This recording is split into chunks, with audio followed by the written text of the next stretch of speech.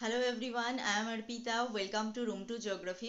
तो आज हम आए हैं फिर से 10 क्वेश्चन लेके। ये है सेट 3। तो इसके पहले हमने 10-10 करके 20 क्वेश्चन डिस्कस कर दिए हैं।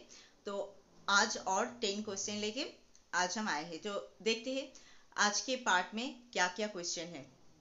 एट फर्स्ट है पिरामिड ऑफ बायोमास। तो पिरामिड ऑफ नंबर तक हमने पिछले वीडियो में डिस्कस किया था। उसके बाद है pyramid of biomass. Pyramid of biomass is usually determined by collecting all organisms occupying each trophic level separately and measuring their dry weight। तो बायोमास, पिरामिड ऑफ बायोमास जो है, यहाँ पे जो पिरामिड बनता है उस पे मेनली क्या क्या होता है, उस लेवल पे, मतलब पिरामिड कैसे बनता है, ऐसे बनता है। एंड इसका इतने सारे लेवल होता है एक एक करके। तो each level is called trophic level. तो सभी ट्रॉपिक लेवल पे जितना ऑर्गेनिज्म और स्पीसीज रहता है उसका जो ड्राई वेट है, उसका जो मास है, वो है उसके ऊपर निर्भर करके ये पिरामिड जो है बनता है। Pyramid of biomass is usually determined collecting all organism occupying each trophic level. मतलब सभी ट्रॉपिक लेवल पे जो जो ऑर्गेनिज्म रहता है उसका जो ड्राई वेट है वो लेके ये पिरामिड ऑफ बायोमास बनता है। This overcome the size difference problem because all kind of organism at a trophic level are weighted. तो यहाँ पे साइज डिफरेंस जो प्रॉब्लम हम नंबर ऑफ पिरामिड में देखे थे, तो वो यहाँ पे नहीं होता है। ये प्रॉब्लम यहाँ पे ओवरकम हो जाता है क्योंकि नंबर ऑफ पिरामिड में नंबर गिनना एक एक ट्रॉपिक लेवल पे ये बहुत डिफिकल्ट काम होता था। एंड नंबर के बेसिस पे अगर करते हो तो कोई स्पीसीज ज़्यादा बड़ा होता है, कोई स्पीसीज का वेट कम होता है, तो वो सब वहाँ पे नहीं देखा जाता था। बट यहाँ पे सिर्फ वेट जो है वो मेज़र होता है।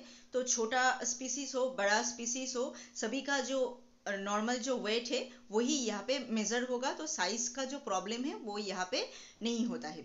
Each trophic level has a certain mass of living material at a particular time called standing crop. तो स्टैंडिंग क्रॉप ये एक इम्पॉर्टेंट टर्म है यहाँ का। तो each trophic level has a certain mass of living material. तो सभी trophic level का जो अलग अलग से जो मास ऑफ लिविंग मटेरियल है उसे हम कहते हैं स्टैंडिंग क्रॉप। मतलब ये मानो एक ट्रॉपिक लेवल है, यहाँ का जो मास है, मतलब यहाँ पे जो ऑर्गेनिज्म रहता है उसका जो टोटल मास है उसे हम कहते हैं स्टैंडिंग क्रॉप। ठीक है, उस टाइम पे जितना वो मास ऑफ लिविंग मटेरियल वहाँ पे है उसे हम कहते हैं standing crop. The standing crop is measured as the mass of living organism और the number in a unit area. तो स्टैंडिंग क्रॉप कैसे मेजर होता है, कोई एक जगह का जो मास है उससे और उस जगह का जितना नंबर ऑफ ऑर्गेनिज्म है उससे भी स्टैंडिंग क्रॉप जो है वो मेजर होता है।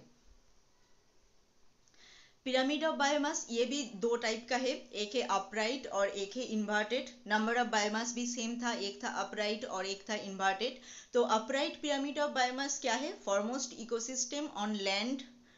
The pyramid of biomass has a large base of primary producer. Mainly land का जो इकोसिस्टम है वहाँ पे क्या होता है, प्राइमरी प्रोड्यूसर सबसे ज़्यादा होता है, तो बेस सबसे लंबा होता है, एंड कंज्यूमर धीरे धीरे कम होता है। तो ऐसे ऊपर की तरफ ये छोटा होता जाता है, स्मॉलर होता है ऊपर की तरफ। तो लैंड में जो पिरामिड ऑफ बायोमास बनता है वो ऐसे अपराइट होता है। एंड एक्वाटिक सिस्टम में जो पिरामिड ऑफ बायोमास होता है वो इन्वर्टेड होता है। क्यों, in many aquatic ecosystem the pyramid of biomass में assume an inverted form. Pyramid of biomass has a small base with the consumer biomass at any instant exceeding the producer biomass and the pyramid assume an inverted shape। तो यहाँ पे क्या होता है, नीचे का जो फाइटोप्लैंक्टन होता है वो कम होता है, एंड धीरे धीरे फिश जो होता है एक्वाटिक सिस्टम में, पॉन्ड में, रिवर में, तो वो सबसे ज़्यादा होता है। तो इसलिए धीरे धीरे यहाँ पे, सॉरी ये डायग्राम हमने गलत यहाँ पे ड्रॉ किया है, ये ऐसा होगा, ये होगा ऐसा। तो फिश जो है वो धीरे धीरे ज़्यादा होता है, तो इसलिए पिरामिड के ऊपर के तरफ का जो टॉप जो है वो लंबा होता है, एंड नीचे जो प्रोड्यूसर लेवल का जो एरिया है वो कम होता है क्योंकि फाइटोप्लैंक्टन कम रहता है इसलिए। तो पिरामिड ऑफ बायोमास में हमने क्या देखा, मेनली कोई एक ट्रॉपिक लेवल पे जितना ऑर्गेनिज्म और स्पीसीज रहता है उसका जो ड्राई वेट है उससे उसको लेके जो पिरामिड ऑफ मतलब पिरामिड बनता है उसे हम कहते हैं पिरामिड ऑफ बायोमास। एक एक ट्रॉपिक लेवल पे जितना लिविंग मटेरियल है उस टाइम पे उसे हम कहते हैं standing crop. Standing crop measure होता है नंबर ऑफ दैट एरिया और biomass of an organism of that area, ऐसे लेके स्टैंडिंग क्रॉप मेजर होता है। एंड ये दो टाइप का होता है, एक अपराइट एक inverted. Inverted pyramid of biomass mainly हम एक्वाटिक सिस्टम में देखते हैं, upright pyramid of biomass mainly हम लैंड इकोसिस्टम में देखते हैं। इमेज में अगर आप देखोगे तो ये ऐसा है, ये है लैंड बायोमास टेरिस्ट्रियल इकोसिस्टम का, ये है अपराइट पिरामिड जहाँ पे प्रोड्यूसर सबसे ज़्यादा है। एंड उसके बाद herbivores, primary carnivores, top carnivores, ये धीरे धीरे कम होता है। तो पिरामिड इसलिए ऐसा बनता है, टॉप के लेवल पे छोटा एंड नीचे बेस इसका लंबा होता है। एंड एक्वाटिक इकोसिस्टम में प्रोड्यूसर जो है कम होता है, प्रोड्यूसर जो फाइटोप्लैंक्टन होता है वो कम होता है। धीरे धीरे फिश का जो क्वांटिटी है वो धीरे धीरे बढ़ता रहता है, तो इसलिए कार्निवोर्स यहाँ पे ज़्यादा है। तो एक्वाटिक इकोसिस्टम में हम इन्वर्टेड पिरामिड देखते हैं। आई थिंक आपको समझ में आ गया पिरामिड ऑफ बायोमास। नेक्स्ट देखते हैं पिरामिड ऑफ एनर्जी। तो इकोलॉजिकल पिरामिड को हमने तीन पार्ट में डिवाइड किया था। एक है नंबर ऑफ पिरामिड, वो हमने पिछले वीडियो में डिस्कस किया है। एक है पिरामिड ऑफ बायोमास और एक है pyramid of energy. An energy pyramid represent the amount of energy at each trophic level and loss of energy at each transfer to another trophic level. तो pyramid of energy में mainly क्या represent करता है? ये pyramid of energy जो trophic level होता है, एक एक ट्रॉपिक लेवल में कितना एनर्जी उस ट्रॉपिक लेवल में है एंड कितना एनर्जी एक ट्रॉपिक लेवल से और एक ट्रॉपिक लेवल पे ट्रांसफर हो रहा है, वो यहाँ पे मेनली दिखाता है। The pyramid is always upward with a large energy base at the bottom. यहाँ पे इन्वर्टेड पिरामिड हम नहीं देख पाते हैं, ये हमेशा अपवर्ड होता है क्योंकि जो इसका बेस जो है जहाँ से ये स्टार्ट होता है वहाँ पे एनर्जी हर वक्त सबसे ज़्यादा होता है एंड धीरे धीरे स्टेप बाय स्टेप एनर्जी कम होते रहता है, तो इसलिए ये हमेशा अपवर्ड होता है, मतलब ऐसा दिखने में होता है। ठीक है, इन्वर्टेड नहीं होता है। Suppose an ecosystem receive 1000 calories of light energy in a given day. समझो कोई एक इकोसिस्टम 1000 कैलोरी गेन किया है। Most of the energy is not absorbed, some is reflected to space. Obviously 1000 calories जो लाइट से वो लिया है तो उनसे कुछ तो स्पेस में चला गया होगा, कुछ वो उसके काम के लिए यूज किया होगा।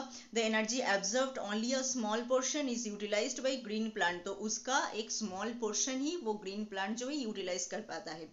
Out of which the plant uses up some for respiration, and उसके बाद उसके काम के लिए भी वो यूज करता है, रेस्पिरेशन, मेटाबॉलिज्म, इस सब काम के लिए वो यूज करता है।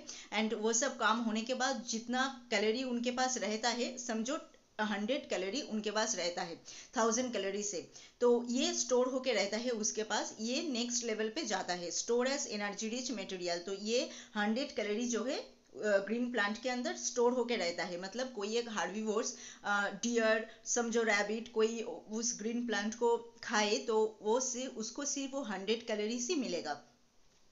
Now suppose an animal, say an deer, eat the plant containing 100 calories। तो हमने अभी कहा डियर जो है उस प्लांट को अगर खाता है तो उसको सिर्फ 100 कैलोरी मिलता है।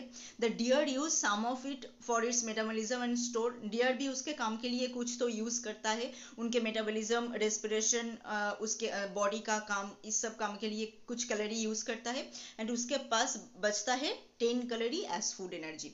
अ lion that eats the deer gets an even smaller amount of energy. उसके बाद जो लायन जो उस डियर को खाएगा तब उसको सिर्फ 10 कैलोरी ही मिलेगा। Thus usable energy decreases from sunlight to producer to herbivore to carnivore. तो ऐसे करके energy step by step decrease होता है। मानो हमने अभी क्या कहा, ये है प्राइमरी प्रोड्यूसर जिसके पास है 100% एनर्जी। उसके बाद जो प्राइमरी कंज्यूमर जो है वो खाता है, हमने अभी क्या कहा, डियर जो है वो खाता है तो उसको मिलता है 100% एंड वो उसके बॉडी के काम के लिए यूज करता है एंड स्टोर होता है सिर्फ 10%। उसके बाद जब कार्निवोर जैसे लायन खाएगा उसे तो उसको सिर्फ 10% ही मिलेगा एंड उसके बॉडी में भी उस काम के लिए वो यूज करेगा एंड बचेगा बहुत ही कम। ठीक है, तो ऐसे करके एनर्जी पिरामिड में एनर्जी हमेशा नीचे से ऊपर की तरफ कम होता है। तो इसलिए यहाँ पे इन्वर्टेड पिरामिड नहीं होता है, हमेशा अपवर्ड शॉर्ट पिरामिड ही होता है। Therefore the energy pyramid will always be upright, तो इसलिए एनर्जी पिरामिड हमेशा अपराइट होता है। तो एनर्जी पिरामिड में मेनली क्या रिप्रेजेंट करता है, हर एक टॉपिक लेवल पे कितना एनर्जी है एंड कितना एनर्जी वो एक टॉपिक लेवल से और एक टॉपिक लेवल पे ट्रांसफर कर रहा है, वो ही यहाँ पे मेनली रिप्रेजेंट करता है इस पिरामिड में। आपको समझ में आ गया पिरामिड ऑफ एनर्जी। तो यहाँ पे मेनली प्राइमरी जो प्रोड्यूसर होता है उसके पास एनर्जी सबसे ज़्यादा होता है, उसको जो खाता है consumer, primary consumer, secondary consumer, उसके पास कम जाता है, उसको जो और खाता है कार्निवोर्स उसके पास उससे भी कम जाता है। ठीक है, नेक्स्ट क्या है, नेक्स्ट है ecological efficiency. Ecological efficiency describe the efficiency with which energy is transferred from one trophic level to the next. तो ये डिस्क्राइब करता है the efficiency with which energy is transferred from one topic level to the next, उस efficiency को ये describe करता है। The number of topic level in the grazing food chain is restricted as the transfer of energy follow 10% law। तो grazing food chain में जो energy transfer होता है वो 10% law ऐसे करके एक law है, उसको वो follow करता है।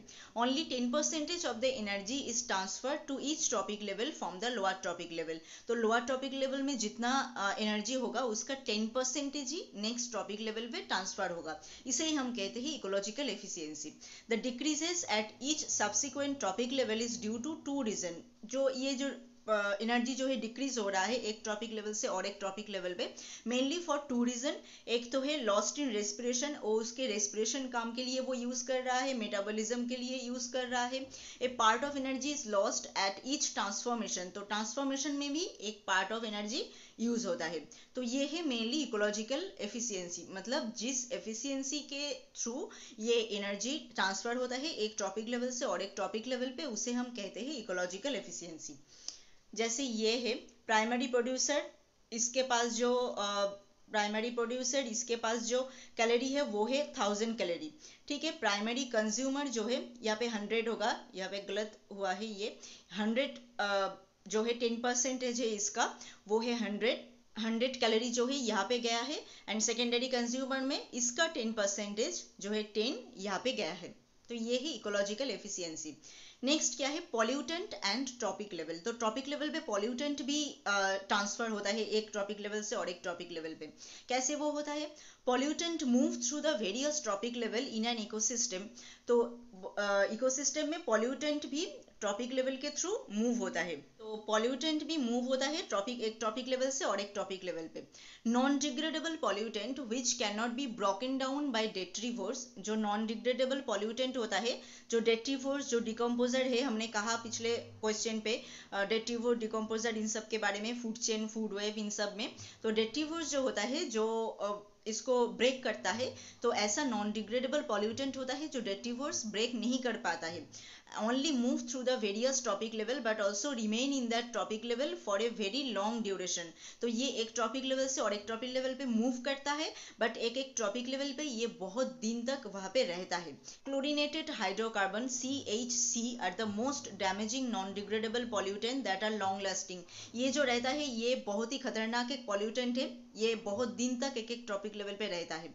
Movement of this pollutant involve two main process, एक है बायो एक्यूमुलेशन, एक है बायो मैग्निफिकेशन। तो ये दो प्रोसेस के थ्रू ही ये पॉल्यूटेंट जो है एक लेवल से और एक लेवल पे जाते हैं। तो पॉल्यूटेंट एंड टॉपिक लेवल पे हमने मेनली क्या देखा, pollutant move through the various topic level. जो नॉन डिग्रेडेबल पॉल्यूटेंट होता है जिसको डेट्रीवोर्स ब्रेक नहीं कर पाता है, तो वो एक टॉपिक लेवल से और एक टॉपिक लेवल पे जाता है। ऐसे एज ए एग्जाम्पल एक है क्लोरीनेटेड हाइड्रोकार्बन, यहाँ पे दो प्रोसेस है, एक है बायो एक्यूमुलेशन और एक है बायो मैग्निफिकेशन, जिसके थ्रू ये पॉल्यूटेंट एक टॉपिक लेवल से और एक टॉपिक लेवल पे जाता है। तो ये दो प्रोसेस क्या क्या है देखते हैं नेक्स्ट। तो what is bioaccumulation? Bio accumulation is the gradual accumulation of pollutant chemical और other substance in an organism. तो ये ग्रेजुअली होता है जो प्रोसेस।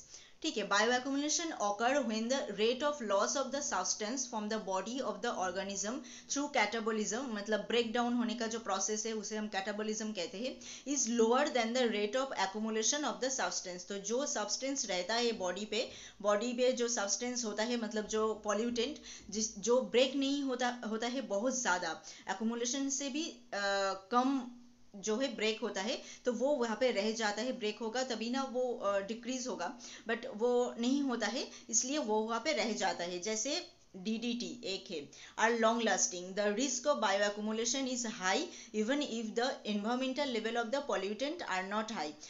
तो ये DDT जो है, ये जब ऑर्गेनिज्म के अंदर रहेगा तब जो इसका जो रिस्क है ये बहुत ज़्यादा है, मतलब ये बहुत डैमेज कर सकता है। बट एनवायरमेंट में ये पॉल्यूटेंट अगर रहता है तो इतना ज़्यादा डैमेज नहीं करता है। तो ये जब लिविंग ऑर्गेनिज्म के अंदर होता है तब ये बहुत ज़्यादा पॉल्यूशन फैलाता है। तो बायो एक्यूमुलेशन मेनली क्या है, कोई बॉडी ऑफ ऑर्गेनिज्म में अगर जो सब्सटेंस जिसको हम पॉल्यूटेंट कह रहे हैं वो रहता है एंड वो इतना ज़्यादा ब्रेक डाउन नहीं होता है, long lasting as it is वो रहता है, तब जाके ये उस बॉडी पे रह जाता है। जैसे DDT होता है ऐसा, जिसका ब्रेक डाउन बहुत जल्दी नहीं होता है, तो ये अगर बॉडी पे रहता है तब ये ज़्यादा डैमेज करता है, बट एनवायरमेंट में अगर अकेले रहता है तब इतना ज़्यादा डैमेज नहीं करता है। जैसे ये है बायो एक्यूमुलेशन। फिश, मानो ये सब छोटा छोटा जो फिश है, इसके अंदर ये रेड जो डॉट है ये है पॉल्यूटेंट, इसको ये फिश खाया है इसके अंदर और ज़्यादा हो गया, उसको ये फिश खाया है इसके अंदर और ज़्यादा हो गया उसका पॉल्यूटेंट का जो मात्राएं है, एंड उसको हम खा रहे हैं एज ए फूड, तब इसके अंदर और भी बहुत ज़्यादा हो गया है वो पॉल्यूटेंट। नेक्स्ट क्या है, biomagnification. Biomagnification refer to progressive bio accumulation, मतलब कंसेंट्रेशन यहाँ पे ज़्यादा है, मतलब बहुत ज़्यादा करके पॉल्यूटेंट यहाँ पे रहता है at each trophic level with the passage of time, मतलब ये है प्रोग्रेसिव बायो एक्यूमुलेशन, मतलब बहुत ज़्यादा यहाँ पे कंसेंट्रेशन होता है पॉल्यूशन का। In order for biomagnification to occur, the pollutant must have a long biological half-life, must not be soluble in water but must be soluble in fat. तो biomagnification पे क्या होता है, pollutant जो होता है वो pollutant water पे soluble नहीं होता है, ठीक है, water पे not be soluble, must not be soluble in water, मतलब पानी में वो घुलता नहीं है, बट फैट में वो मिल जाते हैं। जैसे DDT तो फैट में मिल जाते हैं, तो लिविंग ऑर्गेनिज्म के अंदर अगर रहता है तो उसके फैट में वो घुल मिल जाते हैं, तो ऐसे फैट के अंदर ही वो रह जाता है। If the pollutant is soluble in water it will be extracted by the organism, तो पानी में अगर सॉल्यूटेड होता तो वो ऑर्गेनिज्म निकल सकते थे अपने बॉडी से, बट फैट में अगर हो जाए तो वो निकल नहीं पाता है। Pollutant that dissolve in fat are retain for a long lasting, जो फैट में डिसॉल्व होता है वो बहुत दिन तक रहता है। It is traditional to measure the amount of pollutant in fatty tissue of organism such as fish, तो fish के अंदर कितना fatty tissue है ऐसे pollutant हम मेजर करते हैं, करके फिर हम खाते हैं उसको। तो बायोमैग्निफिकेशन मेनली क्या है, प्रोग्रेसिव बायो एक्यूमुलेशन, मतलब बायो एक्यूमुलेशन से भी खतरनाक है ये। यहाँ पे जो कंसेंट्रेशन होता है ये बहुत ज़्यादा होता है। यहाँ पे पॉल्यूटेंट क्या करते हैं, जो वाटर में बिल्कुल सॉल्यूएबल नहीं होता है बट फैट में सॉल्यूएबल हो जाता है एंड लिविंग ऑर्गेनिज्म के अंदर रह जाता है। जैसे ये है, यहाँ से मानो फैला रहे हैं, यहाँ पे पॉल्यूटेंट जो है इतना कम है, यहाँ से ब्लू गिल में इतना ज़्यादा है, बस में इतना ज़्यादा है, उसके बाद ह्यूमन के अंदर ये बहुत ज़्यादा हो गया है, ठीक है, तो कंसेंट्रेशन धीरे धीरे बढ़ रहा है। नेक्स्ट क्या है, बायोजियोकेमिकल साइक्लिंग और न्यूट्रिएंट साइक्लिंग, ये बहुत इंपॉर्टेंट है। बायोजियोकेमिकल साइक्लिंग ये क्या है, energy flow and nutrient circulation are the major function of the ecosystem. Obviously energy flow and nutrient ऐसे सर्कुलर फॉर्म में रहता है जो इकोसिस्टम में, ये है सबसे इंपॉर्टेंट इकोसिस्टम का। Energy is lost as heat for ever in terms of usefulness of the system, एक ट्रॉपिक लेवल से और एक ट्रॉपिक लेवल पे एनर्जी जो है लॉस्ट होता है। On the other hand, nutrient of food matter never get used up. They can be recycled again and again. तो nutrient of food matter जो है ये बिल्कुल घट लॉस्ट नहीं होता है, इनको हम बहुत टाइम रिसाइकिल करके बार बार इसको हम यूज कर सकते हैं। जैसे carbon, hydrogen, oxygen, nitrogen and phosphorus are the element and compound make up 97% of mass of our bodies. तो ये सब जो न्यूट्रिएंट एलिमेंट है, carbon, hydrogen, oxygen, nitrogen, phosphorus, ये हमारे बॉडी का 97% बनाते हैं। एंड उनके साथ और भी बहुत सारे लिविंग ऑर्गेनिज्म है, जैसे 95% of the mass of living organism. Carbon, hydrogen, oxygen, nitrogen, phosphorus, ये जो है 97% ऑफ आवर बॉडी मास इससे ही बनता है। In addition to this 15 to 25 other element are needed for the survival. इनके साथ साथ और भी एलिमेंट है 15 to 25 जो हमारे सर्वाइवल के लिए ज़रूरत है एंड प्लांट एंड एनिमल के गुड हेल्थ के लिए ज़रूरत है। दिस एलिमेंट और mineral nutrient are always in circulation. तो ये जो न्यूट्रिएंट वगैरह होता है ये सर्कुलेशन मेथड पे आते हैं, मूव होता है नॉन लिविंग से लिविंग में, moving from non living to living and then back to the non living component of the ecosystem in a more or less circular fashion. तो इसको ही हम बायोजियोकेमिकल साइक्लिंग कहते हैं, मतलब ये सर्कुलर फॉर्म में आते हैं इसलिए। तो ये जो सब एलिमेंट हमने कहा, carbon, hydrogen, oxygen, nitrogen, phosphorus, ये सब नॉन लिविंग मतलब डेड ऑर्गेनिक मैटर से लिविंग मैटर से फिर से नॉन लिविंग मैटर, ऐसे करके ये घूमते रहते हैं। तो इसे हम कहते हैं biogeochemical cycling. Most important nutrient cycling are carbon nutrient cycling and nitrogen nutrient cycling. तो ये दो जो है ये सबसे इंपॉर्टेंट मतलब साइक्लिंग है। तो बायोजियोकेमिकल साइक्लिंग में क्या है, हमारे बॉडी पार्ट्स को बनाने के लिए हमारे जो मास ऑफ बॉडी से वो मेनली ये जो बहुत सारे जो न्यूट्रिएंट है, carbon, hydrogen, oxygen, nitrogen, phosphorus, इसको छोड़ के भी और भी बहुत सारे मिनरल न्यूट्रिएंट है जिसके थ्रू ये हमारे बॉडी जो है बना है, मास ऑफ आवर बॉडीज जो बना है वो क्या करते हैं, मतलब वो सर्कुलर मोशन पे रहता है हमेशा, नॉन लिविंग से लिविंग, लिविंग से नॉन लिविंग, ऐसे करके इसको हम बायोजियोकेमिकल साइक्लिंग कहते हैं। जैसे इस इमेज में अगर आप देखोगे तो ये जो है प्रोड्यूसर, इससे ये अगर मर जाए तो इससे डिकम्पोजर यहाँ से आते हैं, डिकम्पोजर से फिर से यहाँ पे जाते हैं, काउ से फिर से ये एनवायरमेंट में चले जाते हैं। तो ऐसे करके ये घूमते रहते हैं, ठीक है। तो इधर से अगर आप देखोगे तो ये ट्री से न्यूट्रिएंट वगैरह ले रहे हैं, ये ग्रास से ले रहे हैं, ये काउ अगर मर जाए तो उससे ले रहे हैं, ये डिकम्पोजर से ले रहे हैं, ये ट्री का रूट जो है ये मिट्टी से ले रहे हैं, फिर से ट्री से और एक एनिमल ले रहे हैं, ऐसे करके ये साइक्लिंग मोशन पे चलता है। नेक्स्ट क्या है, नेक्स्ट है टाइप्स ऑफ न्यूट्रिएंट साइक्लिंग। तो ये न्यूट्रिएंट साइकिल जो है इसका टाइप्स क्या क्या है, based on the replacement period के बेस में क्या है, एक है परफेक्ट न्यूट्रिएंट साइक्लिंग एंड और एक है इम्परफेक्ट न्यूट्रिएंट साइकिल। तो perfect nutrient cycle in which nutrient are replaced as first as they are utilize. तो यहाँ पे न्यूट्रिएंट जो है यूटिलाइज होने के तुरंत ही रिप्लेस हो जाता है। एंड इम्परफेक्ट न्यूट्रिएंट साइकिल में क्या होता है, sedimentary cycle are considered as imperfect nutrient cycle. यहाँ पे क्या होता है, जो न्यूट्रिएंट यहाँ पे आते हैं वो इसके अंदर लॉक हो जाते हैं, ठीक है, बहुत जल्दी ये यूटिलाइज नहीं होता है, इसके अंदर लॉक हो जाते हैं। तो ये ही इम्परफेक्ट न्यूट्रिएंट साइकिल, मतलब अर्थ क्रस्ट में आके वो लॉक हो जाते हैं। Based on the nature of the reservoir के ऊपर बेस करके क्या है, एक है गैसियस साइक्लिंग, एक है सेडिमेंटरी साइक्लिंग।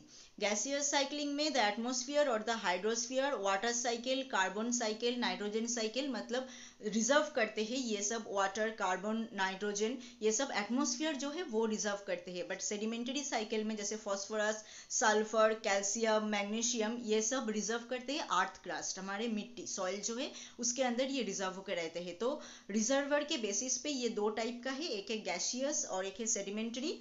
और रिप्लेसमेंट के बेसिस पे दो टाइप का है, एक है परफेक्ट और एक है इम्परफेक्ट। परफेक्ट जो है वो बहुत फर्स्ट ही यूटिलाइज हो जाता है एंड रिप्लेस हो जाता है, बट इम्परफेक्ट में वो सेडिमेंटरी साइकिल, सेडिमेंट जो है वो अर्थ क्रस्ट में जम के रहते हैं, लॉक होके रहता है। क्या है, नेक्स्ट है carbon cycle. Carbon is minor constituent of the atmosphere as compare to the oxygen and nitrogen. Oxygen and nitrogen इस दो के कंपैरिजन में अगर आप देखोगे, कार्बन जो है, कार्बन डाइऑक्साइड जो है वो उसका परसेंटेज जो है बहुत कम है एटमॉस्फेयर में। Without carbon dioxide life could not exist because it is vital for the production of carbohydrate through photosynthesis by plant. तो ये कार्बन ही एक चीज है, कार्बन डाइऑक्साइड एक चीज है जिसके थ्रू प्रोड्यूसर जो है प्लांट ट्रीज ये सब जो है वो कार्बोहाइड्रेट प्रोड्यूस करते हैं फोटोसिंथेसिस के द्वारा। तो ये अगर नहीं रहता है तो कोई प्रोड्यूसर भी नहीं बचेगा एंड उसके साथ साथ कोई कंज्यूमर भी नहीं बचेगा। तो ये लाइफ एग्जिस्ट होने के लिए बहुत जरूरी है। Carbon is present in the atmosphere mainly in the form of CO2। तो एटमॉस्फेयर में ये मेनली CO2 के फॉर्म में रहता है। Carbon cycle involve A continuous exchange of carbon between the atmosphere and organism. तो ये कार्बन साइकिल में मेनली ये कार्बन जो है एटमॉस्फेयर से ऑर्गेनिज्म में आते हैं, ऑर्गेनिज्म से फिर से एटमॉस्फेयर पे जाते हैं। ये जो साइकिल है इसे हम कहते हैं carbon cycle. Carbon from the atmosphere move to the green plant. Green plant अपने खाना बनाने के लिए फोटोसिंथेसिस प्रोसेस के लिए कार्बन उसके अंदर लेता है for the process of photosynthesis and then वो ग्रीन प्लांट को खाते हैं एनिमल। तो उसके अंदर से एनिमल के अंदर जाते हैं वो carbon by the process of respiration and decomposition of dead organic. तो एनिमल जो रेस्पिरेशन करते हैं उसके थ्रू CO2 निकलता है, वो एटमॉस्फेयर पे जाता है एंड वो जब मर जाता है तब ये return to the atmosphere. It is a short term cycle. तो जब वो मर जाते हैं वो सॉइल के अंदर चले जाते हैं, मिट्टी के अंदर चले जाते हैं, वहां से वो एटमॉस्फेयर पे जाते हैं। तो इस प्रोसेस के द्वारा ही ये कार्बन जो है एटमॉस्फेयर से लिविंग ऑर्गेनिज्म पे आते हैं, लिविंग ऑर्गेनिज्म से डेड ऑर्गेनिक मैटर पे, उससे फिर से एटमॉस्फेयर पे, ऐसे साइक्लिंग मोशन पे ये चलता रहता है। ये बहुत शॉर्ट टर्म साइकिल है एक। Some carbon also enter a long-term cycle. It accumulate an undecomposed organic matter in the peaty layer of marshy soil or as insoluble carbonate in bottom sediment of aquatic system which take a long time to be released. तो बहुत सारे ऐसे carbon भी है जो long term cycle में आ जाते हैं। जैसे बहुत क्या होता है जो ये डेड ऑर्गेनिक मैटर है प्रोड्यूसर मतलब ग्रीन प्लांट इन सब का जो डेड जो बॉडीज होता है वो मिट्टी के अंदर चले जाते हैं एंड जो सेडिमेंट्री लेयर होता है उस लेयर में चले जाते हैं, बहुत साल तक वहाँ पे ही रहते हैं, फिर वो कोल बन के निकलता है। उसको जब निकलते हैं तो वो कोल बन जाता है।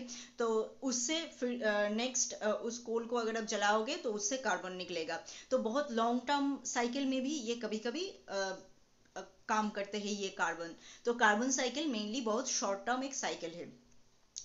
इमेज में अगर आप देखोगे तो ये कुछ ऐसा है। ये जो पेड़ है ये इधर से एटमॉस्फेयर से कार्बन डाइऑक्साइड ले रहे हैं, इससे जो ले रहे हैं ये शिप जब मर जाता है तब यहाँ पे डेड ऑर्गेनिक मैटर बनता है, यहाँ पे वो रहता है, यहाँ से रूट लेता है रेस्पिरेशन के लिए, इधर से लेता है एंड यहाँ पे फैक्ट्री से भी कार्बन डाइऑक्साइड ऐसे निकल रहा है, एटमॉस्फेयर पे जा रहा है एंड लॉन्ग टर्म प्रोसेस पे यहाँ पे ये फॉसिल फ्यूल जो है कोल बन के यहाँ पे रह जाता है, बहुत टाइम बाद वो निकलता है। ऐसे करके कार्बन साइकिल जो है बनता है। नेक्स्ट क्या है, नेक्स्ट है नाइट्रोजन साइकिल। तो ये एक बहुत कॉम्प्लेक्स एक साइकिल है, बट सभी साइकिल को हम अलग अलग करके ब्रॉडली डिस्कस करेंगे, तब वहाँ पे बहुत ज़्यादा करके इन डिटेल हम डिस्कस करेंगे। यहाँ पे सिर्फ हम short note as a short note discuss कर रहे हैं, तो छोटा छोटा करके ही मेन पॉइंट जो है वो यहाँ पे डिस्कस कर रहे हैं।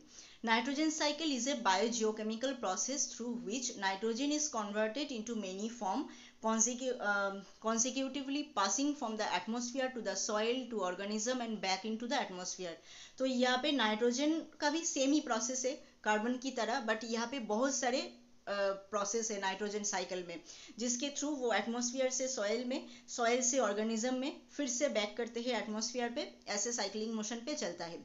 It involve several process such as nitrogen fixation. यहाँ पे बहुत सारे प्रोसेस है, उसको हम यहाँ पे ब्रॉडली डिस्कस नहीं कर रहे हैं। जब हम इसको as a broad question discuss करेंगे तब वहाँ पे ये पूरा हम डिस्कस कर देंगे कैसे प्रोसेस एक के बाद एक होता है। तो प्रोसेस का नाम हमने यहाँ पे दिया है, एक है nitrogen fixation, nitrification, denitrification, decay and पुट्रेफिकेशन।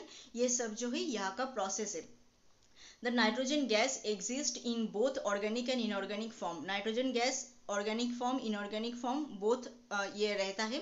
Organic nitrogen exist in living organism and they get passed through the food chain by the consumption of other living organism. तो ऑर्गेनिक नाइट्रोजन जो है लिविंग ऑर्गेनिज्म के अंदर रहता है, उस living organism को जो कंज्यूमर खाता है फूड चेन के द्वारा, तो उस कंज्यूमर के अंदर वो जो नाइट्रोजन जो है वो चला जाता है। ऐसे करके वो एक ऑर्गेनिज्म से और एक ऑर्गेनिज्म के अंदर जाता है। Inorganic form of nitrogen are found in abundance in the atmosphere. तो इनऑर्गेनिक फॉर्म जो है वो मेनली एटमॉस्फेयर पे रहता है एंड ऑर्गेनिक फॉर्म जो है वो लिविंग ऑर्गेनिज्म के अंदर रहता है।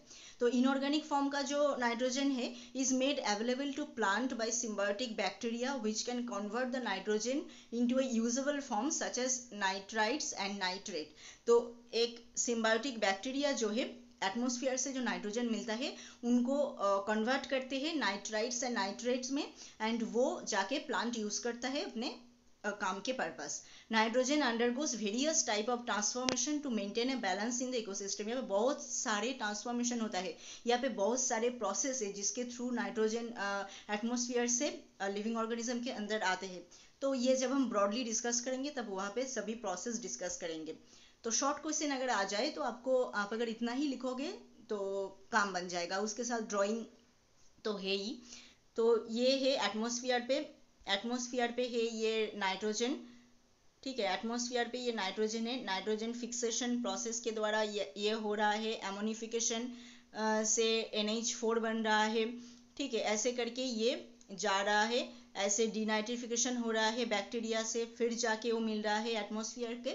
ऐसे करके ये सर्कुलेशन मोशन पे ये चलता है। तो आज के पार्ट का 10 क्वेश्चन हमने डिस्कस कर दिया है। यहाँ पे बहुत सारे इंपॉर्टेंट क्वेश्चन हैं, आई थिंक आपको समझ में आ गया है। मिलते हैं और एक नए वीडियो में और एक 10 क्वेश्चन के साथ, ठीक है। तो इसके बाद आपको अगर कुछ कहना है इस पार्ट से तो आप हमें कमेंट करके बताएं। और मैं हर वीडियो में यही कहती हूँ कि अगर कोई आपको लगता है कोई और क्वेश्चन है जो आप चाहते हो मैं प्रोवाइड करूँ तो आप हमें कमेंट करके बताएं, वो क्वेश्चन मैं आंसर करने की कोशिश करूँगी, ठीक है। तो मिलते हैं और एक नए वीडियो में और एक नए टॉपिक के साथ। Thank you.